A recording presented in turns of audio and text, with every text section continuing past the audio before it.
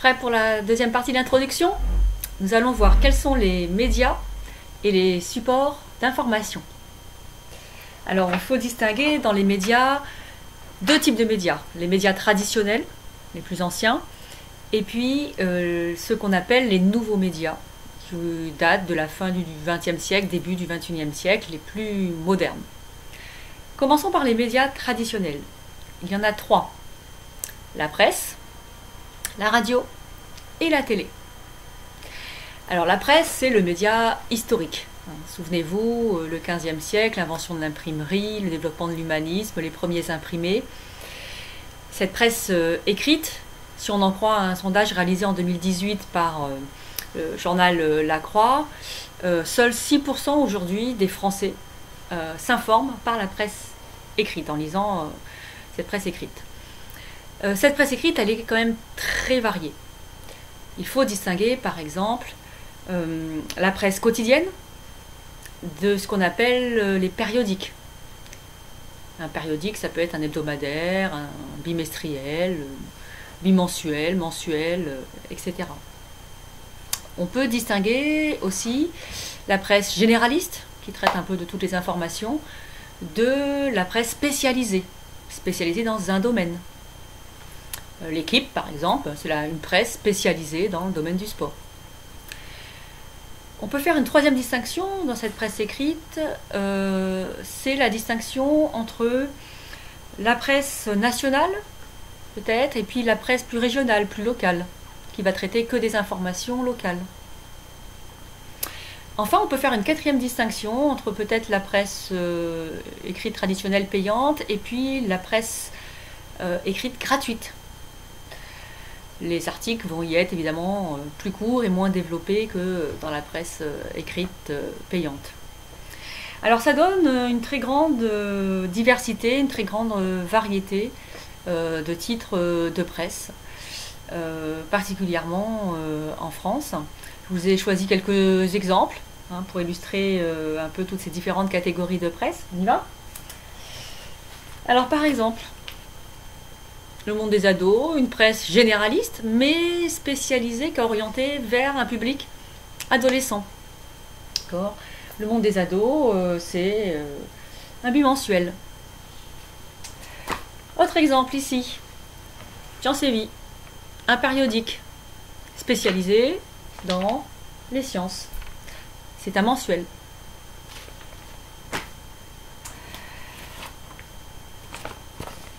Ici, bimensuel, un périodique spécialisé dans l'apprentissage, évidemment, d'une langue étrangère.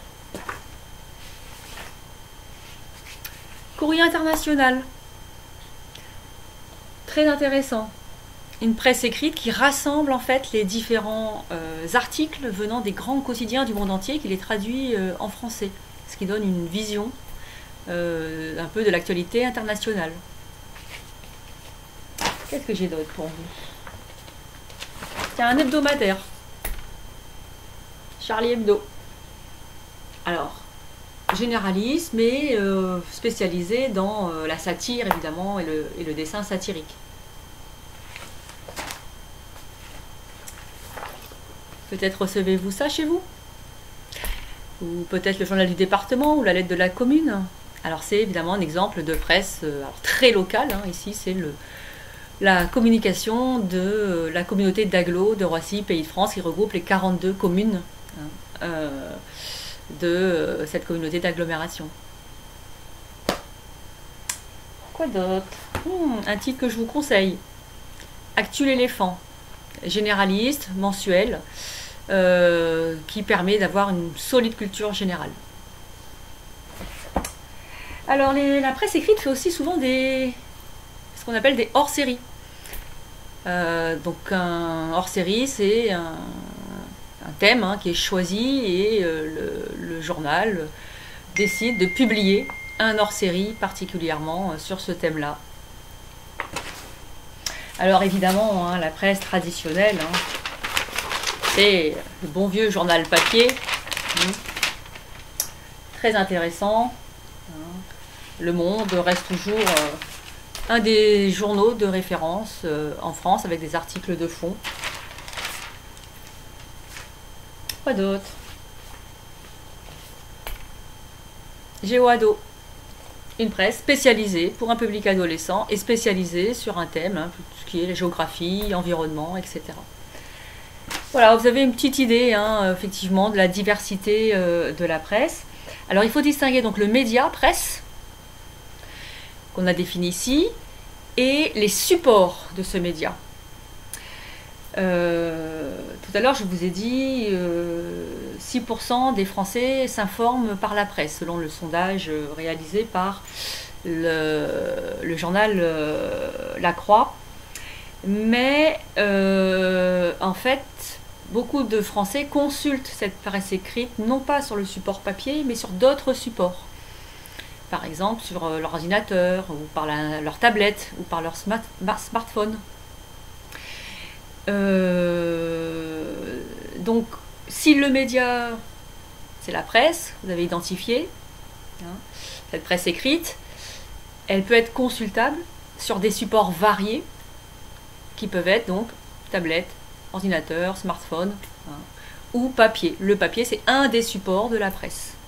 Voilà, j'espère que vous avez bien compris. Alors, ce qu'il faut savoir, c'est que cette presse écrite, elle est quand même un peu en crise depuis la fin du XXe siècle. Il y a de moins en moins d'abonnés. Certains titres de presse écrite ont même disparu. Hein, par exemple, en France, un journal comme France Soir a disparu en 2011, hein, a fait faillite. Dans certains dom-toms, il n'y a plus de presse écrite sur papier. Et ça concerne un peu tous les pays du monde. Hein. Aux États-Unis, c'est par exemple le journal Life qui a disparu aussi au début du XXIe siècle sur le format papier. Passons au deuxième média traditionnel, la radio. La radio, c'est un média plus tardif que la presse, inventé fin 19e, début 20e siècle. Et c'est un média encore écouté par environ 18% des personnes en France, hein, qui disent s'informer par la radio, selon le même sondage dont je vous ai déjà parlé tout à l'heure. En France, on a environ 900 radios. Il faut distinguer, alors là aussi, hein, on peut classer les radios généralistes, des radios spécialisées. Il faut distinguer les radios privées des radios publiques. Il faut distinguer là aussi des radios locales, des radios nationales, par exemple. Si vous écoutez par exemple Autoroute Info, bah, c'est une radio effectivement spécialisée. Hein. Si vous écoutez France Inter, c'est une radio d'information générale, une radio publique. Si vous écoutez par contre Skyrock ou Énergie, bah, ce sont des radios privées, etc.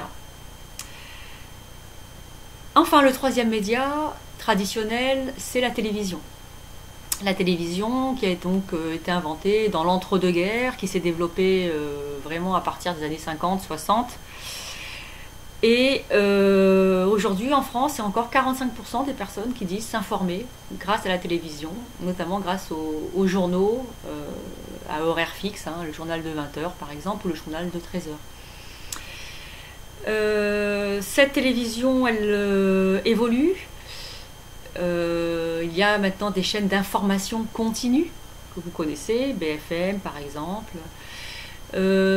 Cette télévision avec la TNT, la télévision numérique, a vu son nombre de chaînes exploser. Je vous rappelle qu'avant 2005, en France, il n'y avait encore que 6 chaînes de télévision.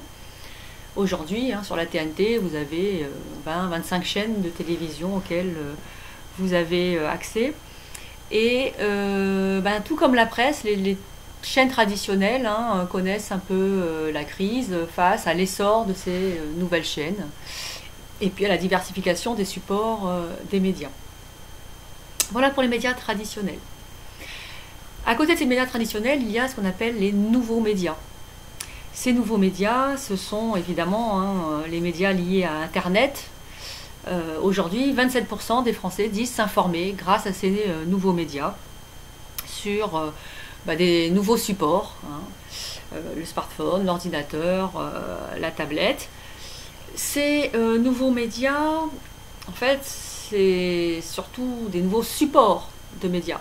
les médias traditionnels, comme la presse, hein, ou même les chaînes de télé, hein, utilisent les nouveaux supports pour diffuser l'information. Ce qu'il y a vraiment, vraiment de nouveau dans ces nouveaux médias, c'est par contre les réseaux sociaux.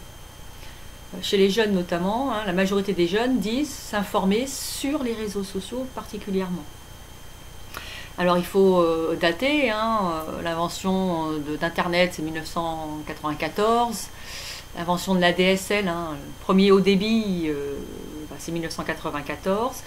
On a donc sur ces nouveaux médias une information qui se fait plus rapidement. Les sources d'information explosent, tout le monde peut contribuer à l'information. Les sites d'information, typiquement liés à Internet, sont aussi apparus, comme par exemple Mediapart, hein, qui est un site d'information Internet. Il n'y a pas de support papier, créé en France en 2008. Des blogs se sont créés, ça c'est vraiment nouveau, qui racontent des histoires personnelles ou qui sont spécialisés dans certains domaines. Les podcasts se sont développés aussi. Donc, les podcasts, c'est un système de diffusion des fichiers audio, vidéo sur Internet et qui permet d'accéder à ces données, donc d'accéder à de l'information. Évidemment, les réseaux sociaux, hein, les plus connus, Facebook en 2004, Twitter en 2006, Instagram en 2010, Snapchat en 2011, hein, connaissent une croissance exponentielle. L'information donc sur Internet, elle est devenue pléthorique, hein, gratuite pour une partie, partout à la fois, en continu. Et on a donc ce qu'on peut appeler aujourd'hui, hein, on est confronté à ce qu'on appelle une info-obésité, une surinformation avec ces nouveaux médias. Et donc tout l'enjeu face à ces nouveaux médias, c'est effectivement de savoir trier, de savoir comprendre, de savoir comparer, de savoir effectivement à quelle information se fier pour se faire son idée, pour s'informer. Voilà, on a fait un petit panel, hein, des différents médias et supports de l'information. J'espère que vous avez bien compris la différence entre médias et supports. Un média peut avoir plusieurs supports d'information. Nous allons passer donc à notre troisième partie d'introduction.